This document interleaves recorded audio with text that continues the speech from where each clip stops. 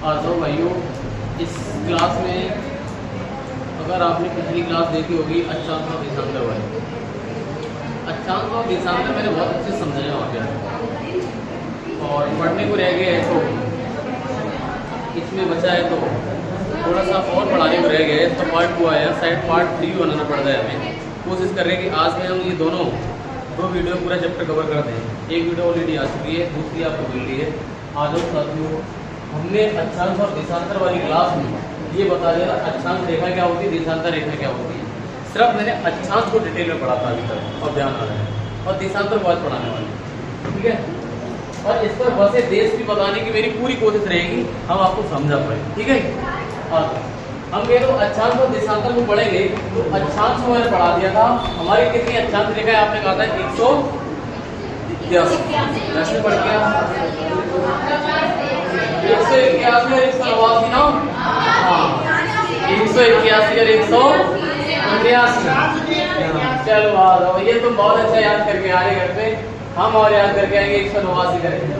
देखो कुल अक्षांश हमारे 181 है और कुल अक्षांश रेखा 189।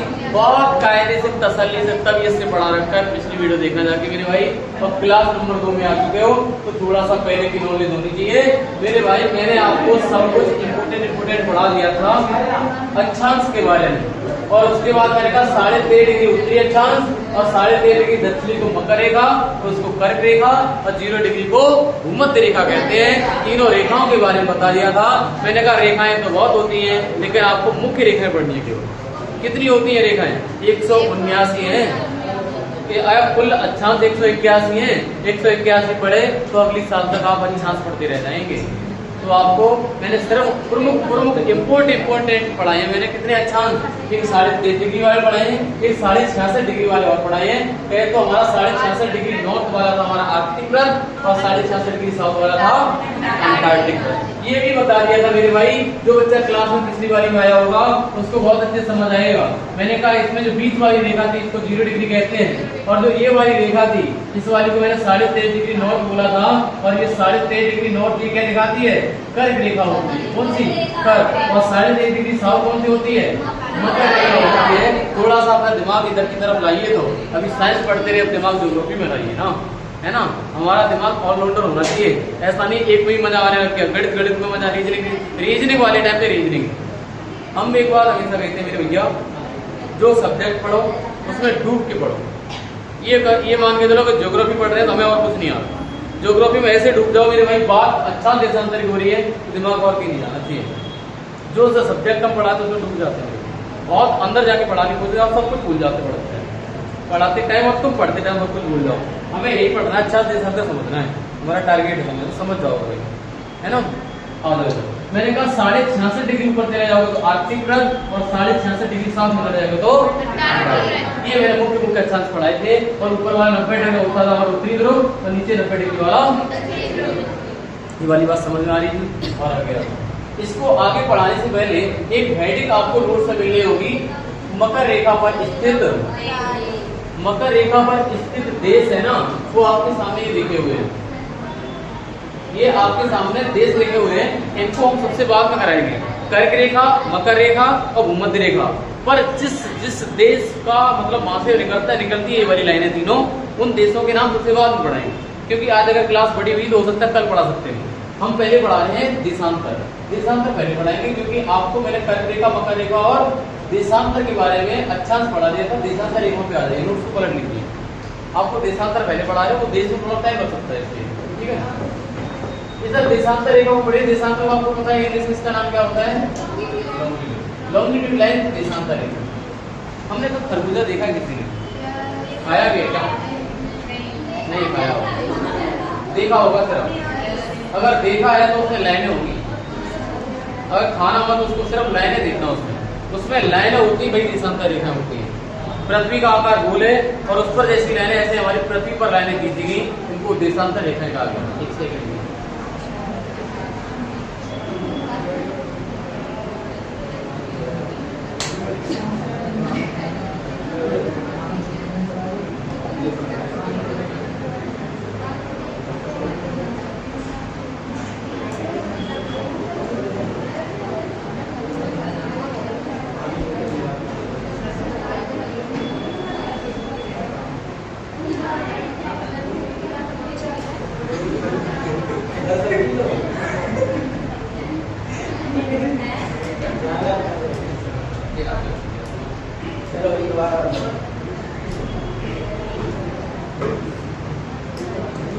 व्यास होती है ना, इधर देशांतर रेखा की बात कर रहे थे। मैंने कहा ऐसे करके आपने देखा होगा पृथ्वी है, और पृथ्वी पे ऐसी ऐसी रेखाएं हैं। ये तो खरबूजा उत्तर है भाई, ये जो रेखाएं ये देशांतर रेखा है। अच्छा ये कैसी रेखाएं हैं? खड़ी खड़ी और पड़ी पड़ी अक्षांश रेखा, वो अक्षांश होते पड़े होते हैं और खड़े खड़े। अच्छा आपने ये पढ़ा था कि अक्षांश रेखाएं जो होती है ना, जो ऐसे क्षैतिज थी, वो पूरा सर्किल होता है, वो पूरा होता है, वैसा कट नहीं होता कहीं पे उसमें। लेकिन इस वाले में देखना, इस वाले में अगर खरबूजा ऐसा है ना, तो अगर यहाँ से निकल रहे होंगे कट, मान लिया ये वाला लाइन एक तक आएगा, ये वाला यहाँ तक आएगा, ये पूरा सर्किल नहीं होता। कहने का मतलब ये बताना चाह रहे हो, इसमें पूरा सर्किल नहीं होता है। एक लाइन मान लिया इधर से आई, यहाँ से शुरू हुई, यहाँ पर खत्म होगी, बस अर्धवृत्त होता है, पूरा वृत्त अर्धवृत्त होता है। ठीक, कुल अगर रेखाएं होती हैं, कुल कितनी रेखाएं ऐसी हैं? तो देशांतर रेखाओं की संख्या कितनी है?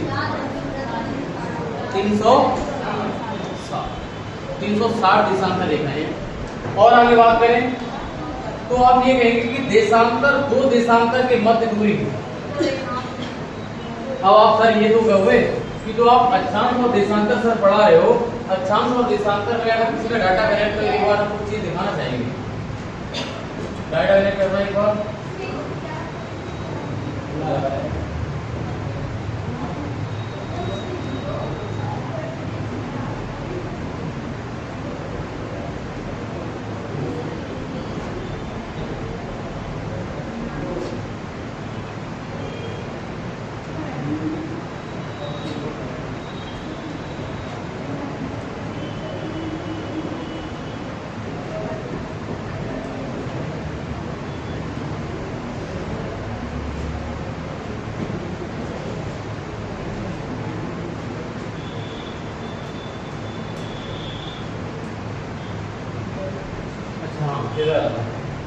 अच्छा इस वाले को ध्यान से देखो, इस वाले में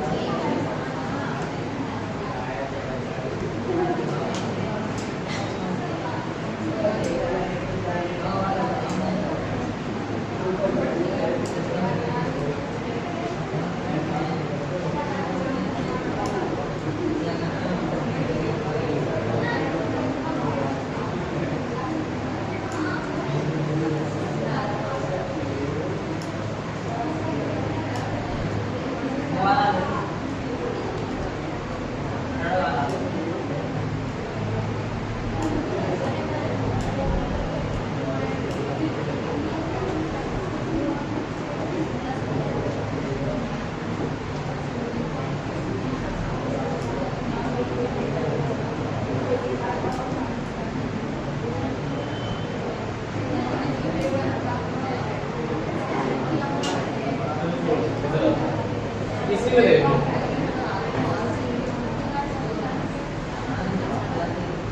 यहाँ पर देखो अगर ये हमारे देशांतर रेखाएं हैं, तो देशांतर रेखाओं के बीच यहाँ पर दूरी सबसे कम है, यहाँ पर दूरी सबसे कम, और बड़ी और बड़ी और बड़ी सबसे ज्यादा कहाँ पर है? भूमध्य रेखा पर। इन दोनों रेखाओं के बीच सबसे ज्यादा दूरी कहाँ पर है? भूमध्य रेखा। उसके बाद कम होती गई, कम होती कम होती गई। यही बताना चाह रहे थे, वो डाउनलोड नहीं हो रहा मैं, कोई बात नहीं, यहाँ पर आता हूँ। तो देखो मेरे भैया, मैंने कहा दो रेखाओं के मध्य दूरी होती है ना, वो गोरे कहा जाता है। जैसे दो अक्षांशों के बीच की दूरी होती है वो कटबंध कहा जाता है। क्या कहते हैं? ट्रॉपिकल कहते हैं, कटबंध कहते हैं। और दो देशांतर के मध्य दूरी को क्या कहते हैं? गोरे कहा जाता है। और इन दोनों के बीच दूरी भूमध्य रेखा में सबसे ज्यादा होती है, वो 111 32 किलोमीटर, 111.32 किलोमीटर। और सबसे कम दूरी होती है वो कहाँ पे होती है? पोल 20 ध्रुवों पर, क्योंकि वहां पर जाके रेखा मिल जाती है वो कितनी होती है? 0 किलोमीटर। ये डिग्री नहीं लगा, 0 किलोमीटर। आप इमेजिन कर सकते हैं मेरे भाई कि अगर जो देशांतर रेखा ऊपर जाके मिल रही है तो मिल जाएगी, वहाँ पे दूरी 0 हो जाएगी, और जहाँ पे दूर दूर होगी वो भूमध्य रेखा पर होगी, आगे फैलती चली जाएगी, वो 111.3। हमें ये बताओ दो अक्षांशों के बीच की दूरी क्या कहते हैं? कटिबंध कहते हैं। ये तो कहते हैं कौन कहते हैं? फोकस बैठा हुआ है, दिमाग को यहीं पर रखो। दो अक्षांशों के बीच की दूरी को कटिबंध और दो देशांतर के बीच की दूरी को दूरी कहा जाता है। तो हमें ये बताओ योगेश, दो अक्षांशों के बीच की दूरी कितनी होती है? 1 डिग्री का मान 111 किलोमीटर। घर से पढ़ के आना पड़ेगा तब एकदम सही आंसर आएगा। इधर आ जाओ, ध्यान देना इधर। यहाँ पर ये लिखा हुआ है गोरे कहा जाता है, और अर्धवृत्त होते हैं क्या? तो देशांतर होते हैं, कैसे होते हैं? ऐसे करके आधा सर्किल आधा सर्किल आधा, चारों तरफ ऐसे ऐसे आधे आधे जुड़े होते हैं। समझ पा रहे मेरी बात को? इमेजिन कर पा रहे हो? अर्धवृत्त होते हैं, और ये अर्धवृत्त समय और तिथि का, अब कोई आपसे पूछ लिया जाए कि देशांतर रेखा क्या निर्धारित करती है? समय और तिथि को निर्धारित करती है। और आगे देखो 0 डिग्री देशांतर रेखा, कौन सी वाली? 0 डिग्री देशांतर रेखा को हम कहते हैं इंटरनेशनल टाइमलाइन, अंतरराष्ट्रीय समय रेखा कहते हैं। और ये कहां से गुजरती है? लंदन के ग्रीनविच शहर से गुजरती है। अब आप कहेंगे 0 डिग्री फिर 1 डिग्री, जैसे मैंने ये बनाया था, ये मान लिया 0 डिग्री है, फिर इधर वाला 1 degree 2 degree 3 degree 4 degree 5 degree 6 degree, और इधर वाला मतलब ये ईस्ट वाला, ये वेस्ट में 1 डिग्री 2 डिग्री 3 डिग्री 4 डिग्री। समझ पा रहे? ऐसे करके आप कहेंगे अगर ये वाला हमारा 0 डिग्री है तो मेरे भाई भारत की पोजीशन यहाँ कहीं पर है, तो भारत की पोजीशन हमारी होगी ईस्ट में कितने डिग्री देशांतर? तो कहना 82.5 डिग्री देशांतर। कितने? 82.5। ये वाली बात को परेशान मत होइए, लिखी हुई है आगे नोट्स में बाकायदा। कितने पे? 82.5। और हमारा भारत अक्षांश के हिसाब से कितने डिग्री पर है? 13.5 डिग्री नॉर्थ। 13.5 डिग्री नॉर्थ है ना, वो कर्क रेखा हमारे भारत से गुजरती है, वो 13.5 डिग्री। अगर देशांतर की बात करें तो मेरे भाई भारत की पोजीशन यहाँ कहीं पर दिखती है 82.5 डिग्री ईस्ट में है ना भारत। ये 0 डिग्री 0 के इधर वेस्ट है, ईस्ट है। अब आगे आ जाओ, कुछ और पढ़ाना चाह रहे हैं आपको। ये आगे लिखा हुआ देखना एक बार, 0 डिग्री देशांतर है, इसी को अंतरराष्ट्रीय समय रेखा या इंटरनेशनल टाइमलाइन कहते हैं। और ये लंदन का एक शहर है, ग्रीनविच से गुजरती है।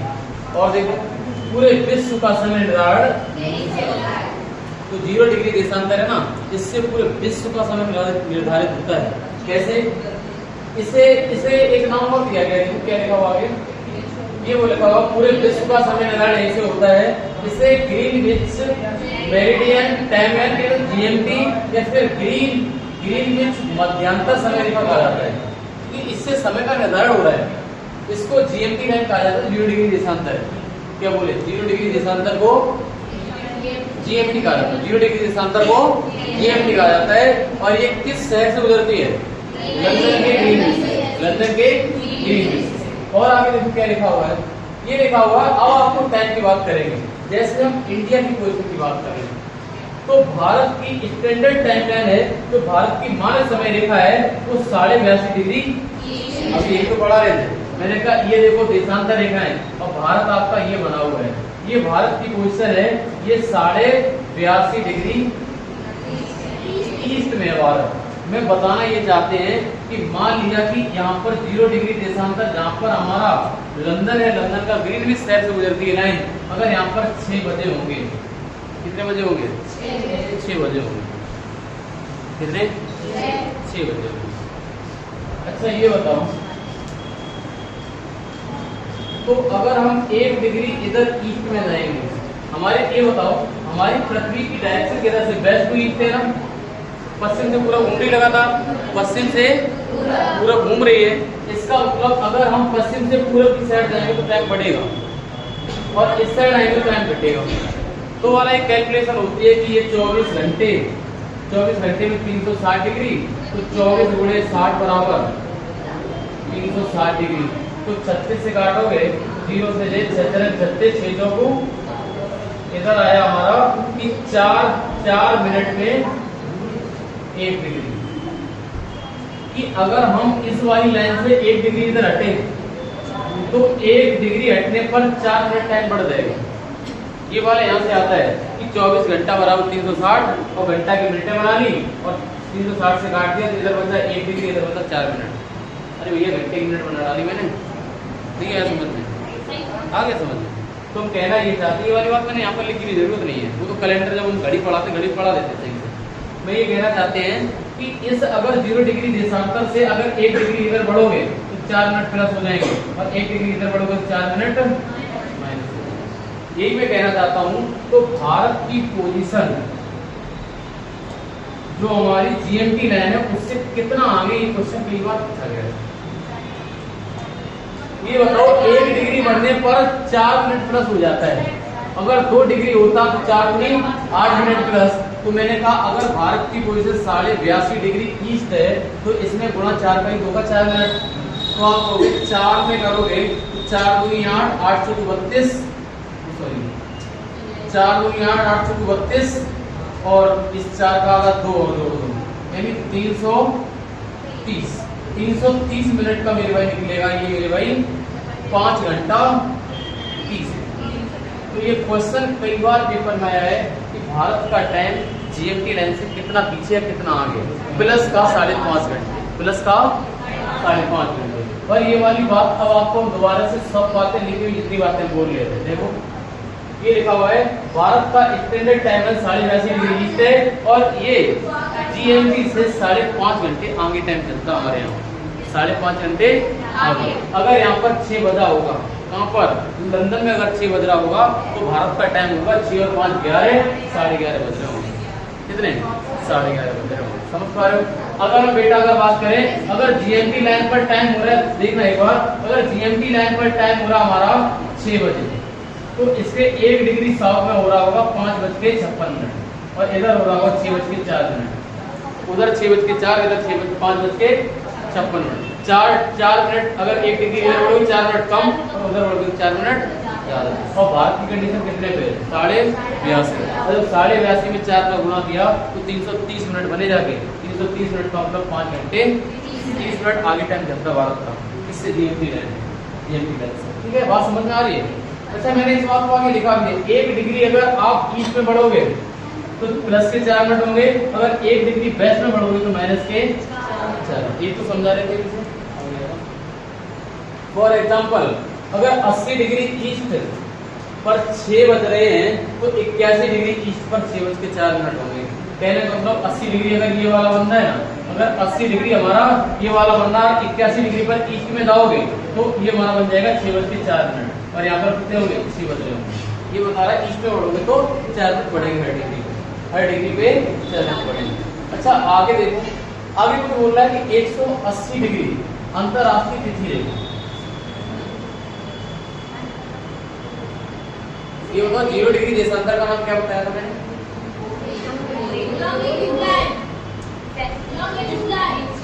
0 डिग्री देशांतर का नाम दूसरा क्या बताया था? जीएमटी लाइन था। और अंतरराष्ट्रीय समय मध्याह्न क्या बोला?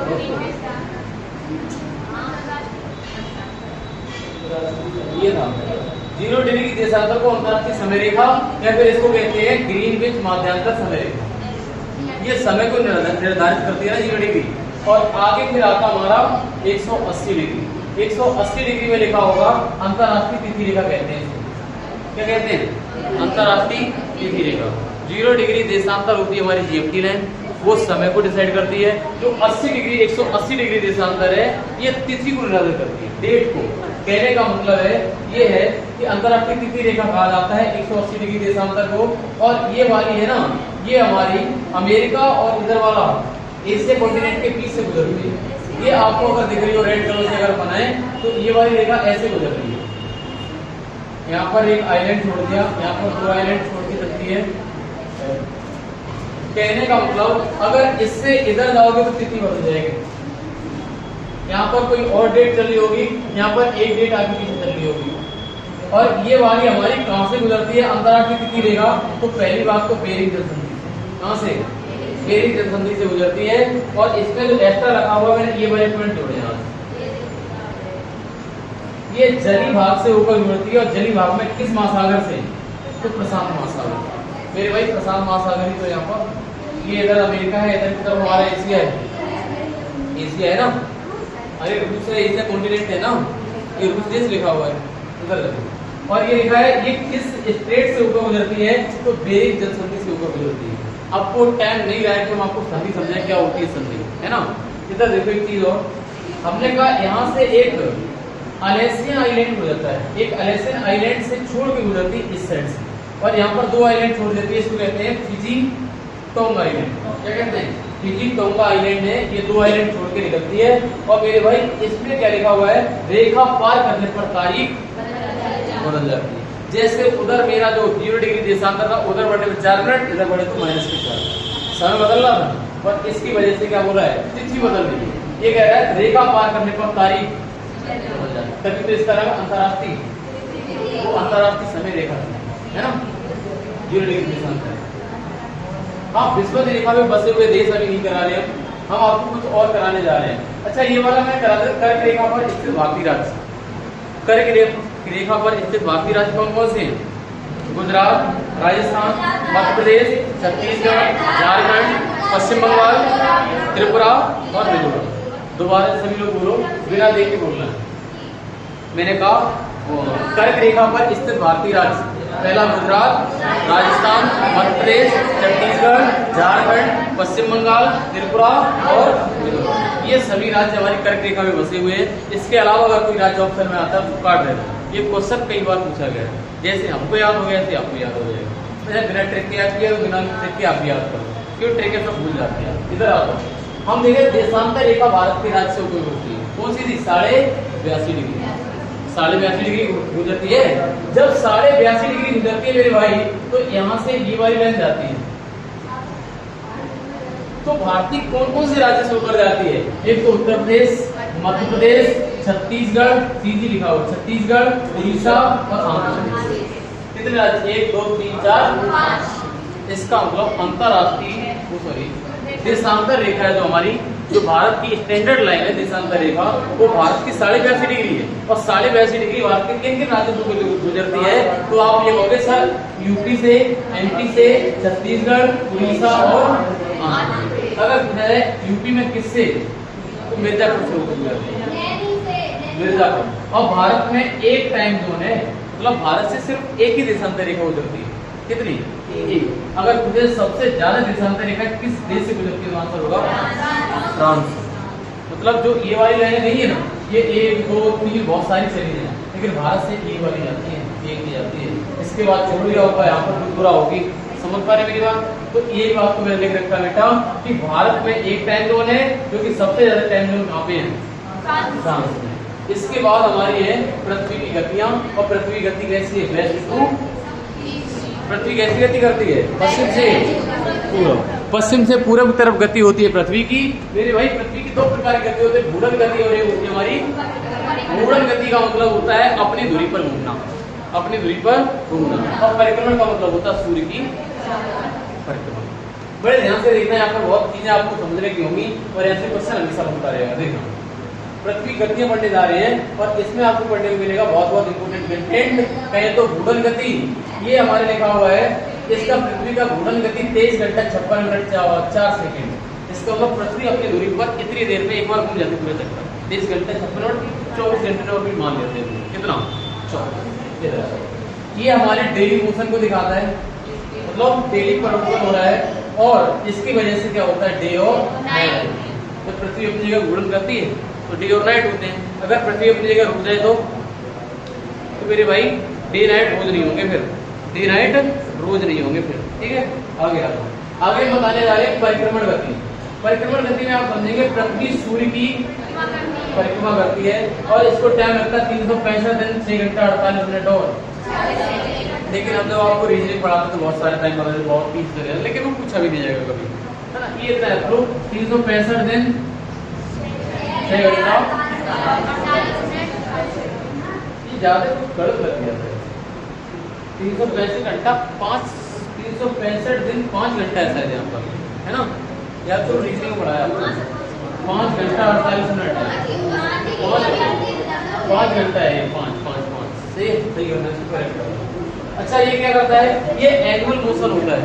तो जो पृथ्वी की घूर्णन गति है ना, तो सॉरी परिक्रमण गति है, ये एनुअल मतलब वार्षिक गति है, एक वर्ष में पूरा चक्कर पूरा होता है। ऐसा नहीं रोज एक चक्कर पूरा घूम के आ जाती है सूर्य की।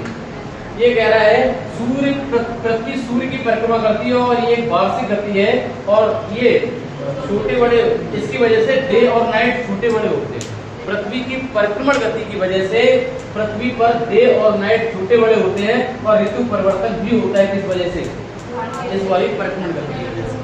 ये वाला लिखना जगह रखना है यहाँ पर, डे और एन का मतलब नाइट समझना, हमारे में जगह नहीं थी इसलिए ऐसा लिख दिया। ठीक है, क्या लिखा है? मैंने कहा कि डे और नाइट छोटे बड़े होते हैं इसी की वजह से, और ऋतु परिवर्तन होता है किसकी वजह से? परिक्रमण गति की वजह से। आगे आपको पढ़ना मिलेगा शरद ऋतु और वसंत ऋतु। मैंने कहा ये बताओ, जब सूर्य लंबवत होता है किस पर? जब सूर्य लंबवत होता है भूमध्य रेखा पर, तब हमारे डे और नाइट बराबर होते हैं 12 घंटे। कहाँ पर? भूमध्य रेखा पर। अरे मेरे भाई आप भूमध्य रेखा पे रहते ही नहीं है, तो बस फील हो। मेरे भाई ये तारीख है हमारी कौन सी, और इसको कहा जाता है, कहने का मतलब सूर्य लंबवत होता है 21 मार्च को भूमध्य रेखा पर। हर 21 मार्च को, हाँ हर 21 मार्च को सूर्य लंबवत होता है भूमध्य रेखा पर, और इसको कहा जाता है वसंत ऋतु। अगले 3 महीने के बाद सूर्य कर्क रेखा पर लंबवत होता है, तारीख होती है 21। इसको कहा जाता है कर्क संक्रांति। और ये लॉन्गेस्ट डे होता है किसका? अरे कर्क रेखा हमारे उत्तरी गोलार्ध में तो है कर्क रेखा, तो उत्तरी गोलार्ध का सबसे बड़ा दिन होता है वो 21 जून है। और आगे क्वेश्चन पूछा गया, अगले 3 महीने के बाद ये मेरे भाई क्या नाम, भूमध्य रेखा में फिर से लंबवत होगा, और भूमध्य रेखा में लंबवत होगा, इसको शरद ऋतु कहा जाता है। और डे और नाइट दोबारा से बराबर तारीख है 23, हालांकि आपको बड़ा काल है ना। और अगले फिर 3 महीने के बाद ये मेरे भाई सूर्य मकर रेखा पर लंबवत होता है, और इसको मकर संक्रांति मनाई जाती है, तारीख होती है 22। फिर अगले 3 महीने के बाद दोबारा से भूमध्य रेखा पर।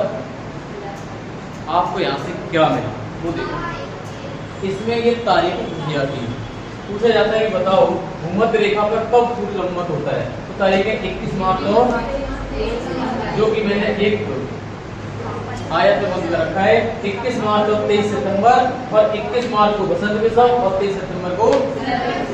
और कर्क रेखा और मकर रेखा वाले पूछा जाएगा। पूछा जाता है कि उत्तरी गोलार्ध का सबसे बड़ा दिन कब होता है? 500 होगा 21 जून। क्या होगा? 21 जून कर्क Sankranti, longest day in northern hemisphere उत्तरी गोलार्ध, और सूर्य कर्क रेखा पर लंबवत। इसके बाद सूर्य मकर रेखा में लंबवत होता है, वो तारीख है हमारी 22। ये नॉर्दर्न हेमिस्फीयर का सबसे छोटा दिन होगा इस दिन, है ना, और इस पर साउदर्न हेमिस्फीयर का सबसे बड़ा दिन होगा। समझ पा रहे हो? इसका सबसे बड़ा होगा और यहाँ पर सबसे छोटा होगा उत्तरी गोलार्ध का सबसे छोटा। तारीख कौन सी? 22। इसके बाद कर्क रेखा, मकर रेखा और वृषभ रेखा पर बसे हुए देश अगली वीडियो में करा रहे होंगे। मैंने बोला था कि हो सकता है इस वाली वीडियो में ज्यादा हो जाए, बहुत पढ़ाने को था। देशांतर मैंने बहुत अच्छे से एक्सप्लेन किया मेरे भाई, आप एंजॉय करिए इतना ही कंटेंट। ठीक है, आपके साथ कल मिलते क्लास नंबर 3 में, इसको कंप्लीट करते हैं। Okay, thank you.